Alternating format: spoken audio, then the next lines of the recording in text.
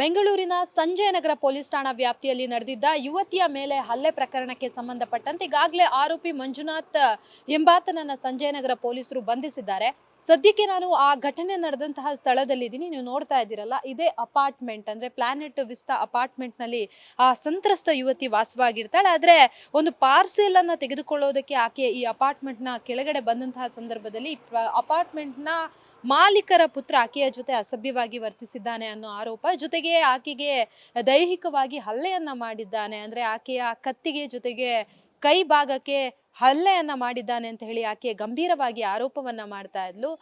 ಜೊತೆಗೆ ಆಕೆ ಮಾಡ್ತಾ ಇರುವಂತಹ ಇನ್ನೂ ಒಂದಷ್ಟು ಆರೋಪ ಅಂದ್ರೆ ಫ್ಲಾಟ್ಗೆ ನನ್ನನ್ನ ಎಳೆದೊಯ್ಯಲು ಆತ ಯತ್ನಿಸಿದ್ದಾನೆ ಅಂತಲೂ ಕೂಡ ಆಕೆ ಆರೋಪವನ್ನ ಮಾಡ್ತಾ ಇದ್ದಾಳೆ. ಸದ್ಯಕ್ಕೆ ಇಲ್ಲಿಂದ ಸಂತ್ರಸ್ತೆ ಶಿಫ್ಟ್ ಆಗಿದ್ದಾರೆ. ಅಂದ್ರೆ ಸೇಫ್ಟಿ ಪರ್ಪಸ್ ಬೇರೆ ಕಡೆ ಶಿಫ್ಟ್ ಆಗುವಂತಹ ಕೆಲಸವನ್ನ ಕೂಡ ಈಗಾಗಲೇ ಮಾಡಿದ್ದಾರೆ.